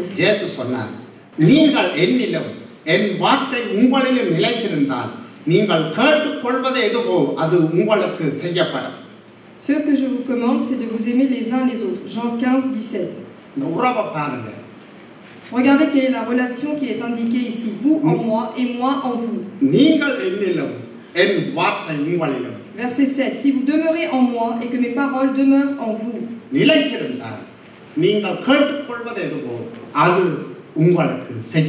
Si vous demeurez ainsi, alors que dit la parole? Demandez ce que vous voudrez et cela vous sera accordé.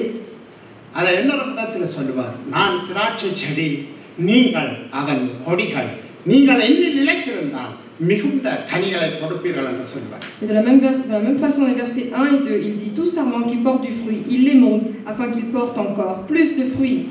வெளிப்படையாக இந்த சத்தியங்கள் காதால கேட்டிருக்கலாம். இருதயத்துக்குள்ள வர பரிசுத்த ஆவியானவர் எனக்கும் உங்களுக்கும் உதவி செய்வாராக. On a peut-être entendu ces paroles de nos oreilles, mais il faut que ces paroles soient entendues par notre cœur. அதனாலதான் உங்களோட வாழ்க்கையில நாம் எப்போதும் ஒரு நல்ல ஒரு விசுவாசத்துல வளர்ந்தவர்களாய் இருக்க வேண்டும். நான் கிறிஸ்துவுக்குள் நிலைத்திருக்கிறவன், கிறிஸ்து எனக்குள் வாழ்கிறார் என்கிற அந்த சத்தியத்தை நீங்க மறக்க கூடாது. C'est pourquoi il est important de ne pas oublier cette parole, je demeure en Seigneur et le Seigneur demeure en moi. இன்னொரு காரியத்தை நீங்க பார்க்கலாம். அவர் தலையாகவும் நாங்கள் சரீரமாக வர்ணிக்கப்பட்டிருப்பதை நீங்க பார்க்கலாம். On peut voir cette parabole, Dieu est donc à la tête et nous sommes son corps. ரோமர் 4 இல்லாட்டி 5வது அதிகாரம் 12ல இருந்து நீங்க 15 21 நீங்க வாசிக்கலாம். அதை வாசிட்டு நாங்க முடிப்போம். அது எப்படி ரோமர் எழுதுறான்னு பாருங்க. பவுல் ரோமர் 5 12 15 21 நம்ம வாசிச்சு முடிப்போம். Romains 5 12 15 et 21. C'est pourquoi comme par un seul homme le péché est entré dans le monde et par le péché la mort, et qu'ainsi la mort s'est étendue sur tous les hommes parce que tous ont péché.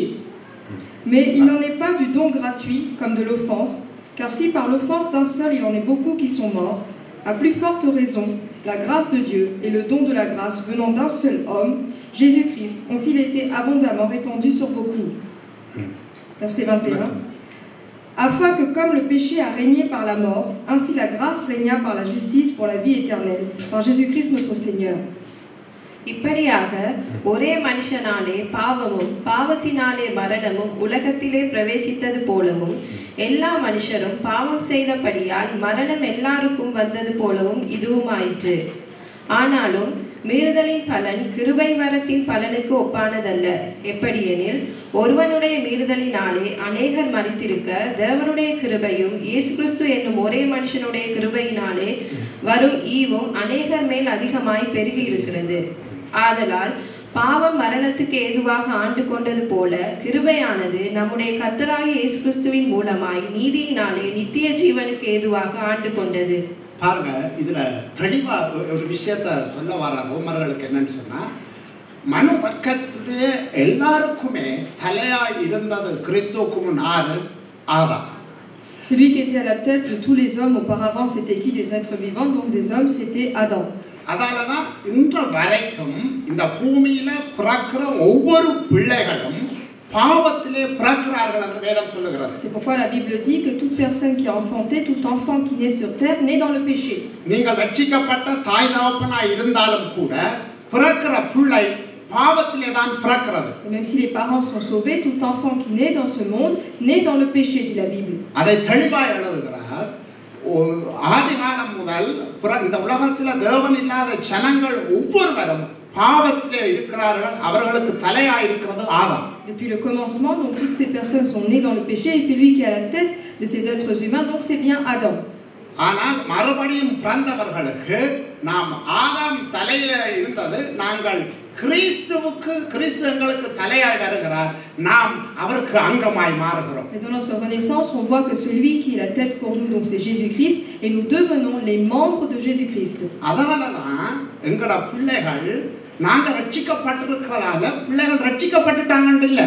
Mais cela ne veut pas dire que du fait que nous, parents, nous sommes sauvés, nos enfants sont automatiquement sauvés. அவங்களுக்கு தனிப்பட்ட ஒரு அனுபவம் வர வேணும். என்னுடைய பாவத்துக்காக மரித்தவர் இயேசு கிறிஸ்து, ஆகவே நான் பாவத்துக்கு நான் மரிச்சு இயேசு கிறிஸ்துவில உயிர்த்தெழ வேணும் என்கிற சத்தியத்துல எங்கட பிள்ளைகள் ஒப்பு கொடுத்தால் தான் அவர்கள் மறுபடியும் ரட்சிக்கப்படுகிறார்கள். Chacun de nos enfants ont une âme qui est individuelle. Chacun d'eux doit ressentir dans leur vie qu'ils sont pécheurs, qu'ils doivent se consacrer au Seigneur, confesser leurs péchés afin d'accepter Jésus-Christ comme sauveur.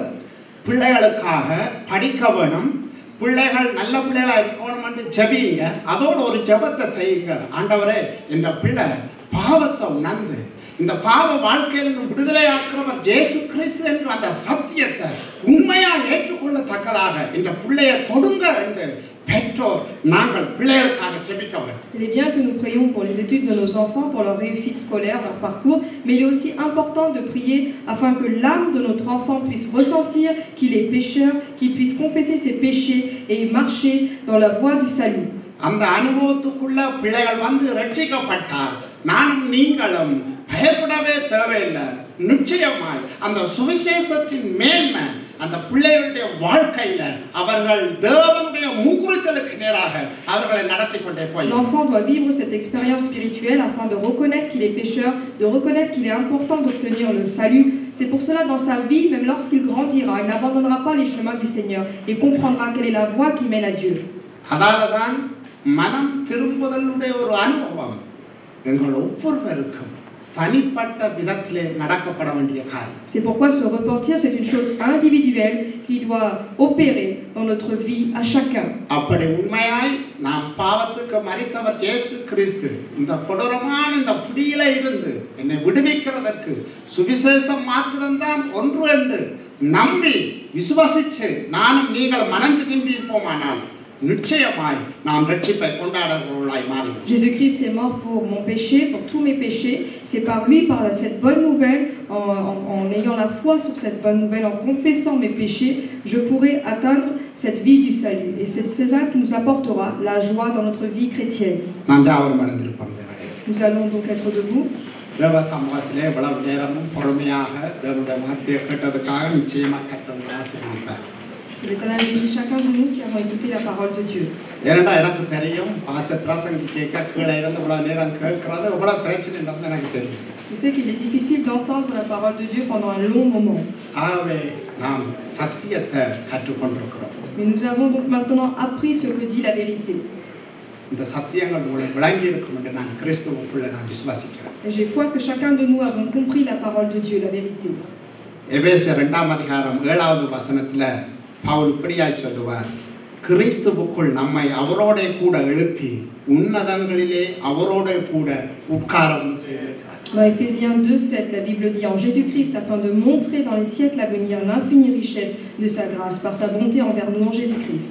தேவனால ரட்சிக்கப்பட்ட தேவ பிள்ளைகள் ஒவ்வொருவரும் நீங்கள் கிறிஸ்துவோடு இசைந்து வாழ்வதற்கு அழைக்கப்பட்டிருக்கிறீர்கள். Chacun de nous qui avons obtenu le salut de Dieu, nous avons été appelés afin de vivre une relation avec le Seigneur Jésus-Christ. நாம் சில தேவன் செய்த விஷயங்களை நம்புறதல்ல, அது எங்களோட வாழ்க்கையில ஒரு இசைவாய் மாற பரிசுத்த ஆவியானவர் எங்களுக்கு உதவி செய்வாராக. Ce n'est pas seulement croire ce que Jésus-Christ a fait, mais il faut mener une vie afin d'être unis avec le Seigneur et vivre ainsi notre vie spirituelle. நாங்கள் கிறிஸ்துவின் அங்கங்களாய் இருக்கிறோம். Parce que nous sommes les membres de Jésus-Christ. கிறிஸ்துவின் அவயவங்களாய் இருக்கிறோம். Nous sommes chacun un membre du corps de Jésus-Christ. கிறிஸ்து எனக்கும் உங்களுக்கும் தலையாய் இருக்கிறார். Jésus-Christ est la tête pour chacun de nous. நான் சொன்னது போல என்னுடைய விருப்பத்தை நான் நிறைவேற்றுவதற்கு தேவன் என்னை பிரித்தெடுக்கவில்லை. Dieu ne m'a pas prédestiné pour faire ma propre volonté. தாயின் கற்பத்தில் உருவாவதற்கு முன்னே இந்த உலகத்தில் கொண்டு வந்தது அவருடைய சித்தத்தையும் திட்டத்தையும் உருவாக்குறது என்கிறத நான் நீங்கள் மறந்து போவோம். Nous ne devons pas oublier qu'avant d'être dans le ventre de notre mère, l'Éternel nous a prédestinés, il avait un plan pour nous qu'il veut accomplir en chacun de nous. கண்களை மூடி நாம் ஒரு விசையாய் கேட்ட சத்தியங்களை மனக்கண் கொண்டு வருவோம். ஆண்டவருடைய பிள்ளைகள் நாங்கள் இந்த உலகத்துக்குள்ள ஒரு பிரித்தெடுக்கப்பட்ட ஒரு வாழ்க்கை வாழ்வதற்கு அழைக்கப்பட்டிருக்கிறோம். இந்த காரியத்தில் நானும் நீங்களும் தவறி இருக்கலாம், சில வேளை நாம் இதில் கவனீனமாக இருந்திருக்கலாம். நான் பரிசுத்த ஆவியாகிய தேவன் இன்றைக்கு எனக்கும் உங்களுக்கும் தன்னுடைய வார்த்தையை கொண்டு விளங்கப்படுத்தியிருக்கிறார். தேவ பிள்ளைகளே, ஆண்டவர் எங்களை ஒரு தகப்பன் தன் பிள்ளையை சிக்ஷித்து நடத்துகிறது போல அவர் எங்களை நடத்துகிற ஒரு நல்ல தகப்பன். நாம் பாடல்ல பாடினோம், நாம் கடந்து வந்த பாதைகள் கரடு முரடான பாதைகளாக இருந்தது உண்மைதான். ஆனால் அந்த பாதைகளில் தேவன் எங்களை அழைத்த அழைப்புக்கு எதிராக நாங்கள் எவ்வளவோ துரோகம் பண்ணி இருக்கிறோம், எவ்வளவோ தேவனுடைய இதயத்தை மனநோக செய்திருக்கிறோம். ஆனாலும் கர்த்தர் உங்களை தள்ளி விடாதவராய் தன்னுடைய அன்பின் கரத்தை எங்கள் மேல் வைத்து இதுவரைக்கும் உங்களை நடத்தி இருக்கிறார், இதுவரைக்கும் உங்களை தாங்கி இருக்கிறார். தேவனுடைய ஊழியத்துக்காக ஒப்புக் கொடுக்கப்பட்ட தேவ பிள்ளைகள் நீங்க. ஆண்டவர் உங்களை எதிர்ச்சியாக அழைக்கல. நான் இந்த வாழ்க்கையில நான் புரிஞ்சு கொண்டேன். கர்த்தர் உங்களை முன்குறிச்சிருக்கிறார். தேவன் முன்குறித்து அழைத்து இருக்கிறார். ஆனா எங்களோட சந்ததி எழும்பி நின்று கர்த்தருக்காக அவர்கள் வார்த்தையை சொல்ல வேண்டுமா இருந்தால் ஜூதர்கள் செய்கிற மாதிரி நாம் சிறு வயசுல இருந்து குடும்பத்தோடு பிள்ளைகளை கூட்டிக் கொண்டு வந்து வேத வசனத்தை கற்றுக் கொடுப்போம். வேத வசனங்களை மனப்பாடம் பண்ண சொல்லி கொடுப்போம். நீங்க ஒன்றை நம்புங்க, நாங்க மறிச்சு போகலாம், ஆனா அந்த வசனம் மறிக்காது.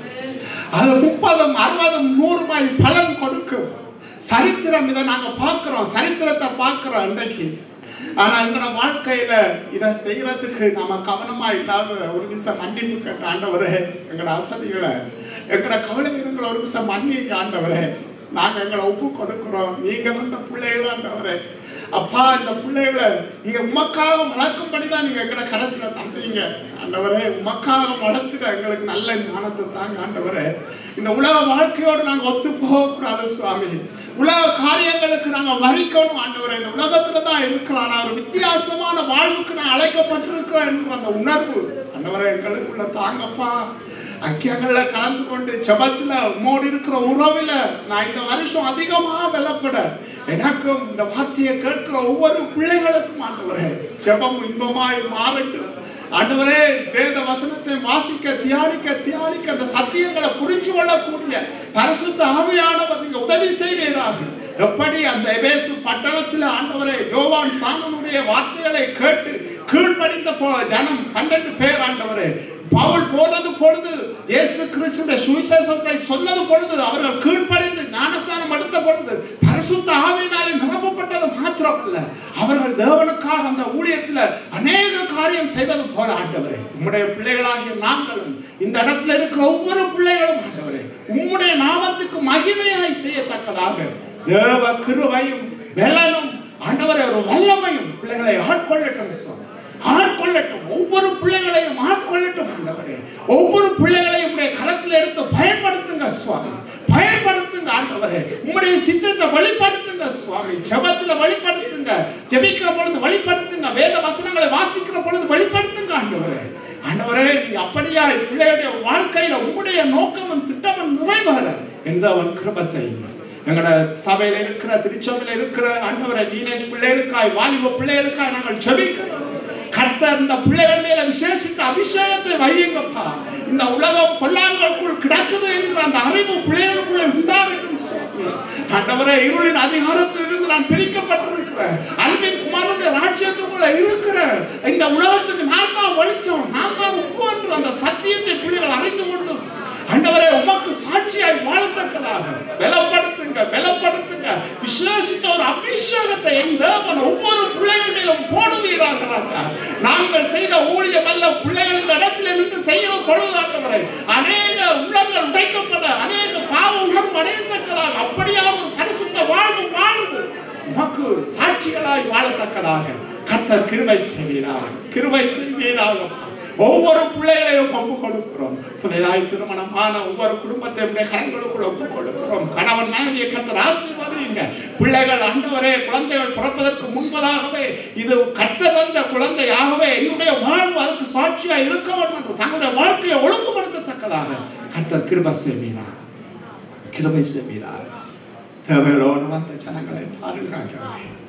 ஒவ்வொரு பிள்ளைகளையும் தொடுங்க ஆண்டவரே. பலவீனத்தோடு இருக்கிற பிள்ளைகளையும் தொடுங்க ஆண்டவரே. தேவையோடு இருக்கிற பிள்ளைகளை தொடுங்க ஆண்டவரே. கஷ்டத்தோடு இருக்கிற பிள்ளைகளை தொடுங்க ஆண்டவரே. வேதனையோடு இருக்கிற பிள்ளைகளை தொடுங்க ஆண்டவரே. இருதயத்திலே தேவையோடு இருக்கிற பிள்ளைகளை தொடுங்கப்பா. உங்களுடைய வல்லமை பிள்ளைகளுக்குள்ளே கிரியை செய்யும். அவர்கள் தனித்து இல்லை, நீர் அவர்களுக்குள் இருக்கிறீர்கள் என்பதை ஒவ்வொரு நிமிஷத்திலும் ஆண்டவரே அவர்களுக்கு உணர்த்த செய்யுங்க. ஒரு அற்புதத்தை செய்யுங்க, ஒரு அதிசயத்தை செய்யுங்க. உங்களுடைய நாமத்தை மகிமைப்படுத்துங்க. வருகிற கிழமைகளும் யாரெல்லாம் ஆண்டவரே அதிகாரிகளுக்கு முன்பு கடந்து செல்லுகிறார்களோ ஆண்டவரே ஒவ்வொருவரோடும் நீர் கூட இருந்து பிள்ளைகள் விரும்புகிற காரியத்தை நன்மையாய் வரும்படி செய்யுங்க. அடைக்கப்பட்ட கதவுகள் திறக்கப்படட்டும் சுவாமி. சுகபலவீனங்களோடு இருக்கிற பிள்ளைகள் சுகத்தை பெற்றுக் கொள்வார்களாக. உண்மையிலே பலம் கொள்கிற மனுஷன் உண்மையிலேயே பாக்கியவான் என்று சொல்லப்பட்டவர். ஒவ்வொரு பிள்ளைகளும் உண்மையிலே பலம் கொள்ளத்தக்கதாக தேவன் கிருபை செய்யுங்க. கூட இருந்து ஆசீர்வதிங்க. இயேசுவின் நாமத்தில் பிதாவே ஆமென் ஆமென். எல்லாரும் சொல்லுவோமா? என் ஆத்துமாவே கர்த்தரை ஸ்தோத்தரி, என் முழு உள்ளமே அவருடைய பரிசுத்த நாமத்தை ஸ்தோத்தரி. என் ஆத்துமாவே கர்த்தரை ஸ்தோத்தரி, கர்த்தர் செய்த சகல உபகாரங்களையும் ஒருபோதும் மறவாதே. ஆட்சியும் வல்லமையும் மகிமையும் என்றென்றைக்கும் உடையவைகளே. ஆமென் ஆமென். கர்த்தருடைய ஆசீர்வாதத்தை வேண்டி நிற்போம். நம்முடைய கர்த்தராகிய இயேசு கிறிஸ்துடைய கிருபையும் பிதாவாகிய தேவனுடைய அன்பும் பரிசுத்த ஆவியானவருடைய ஆளுகையும் வழிநடத்தல் இன்று மற்றும் சதா காலமும் இயேசு கிறிஸ்துவின் வருகை மட்டும் உங்கள் ஒவ்வொருவரோடு கூட இருந்து நடத்துவதாக. ஆமென் ஆமென்.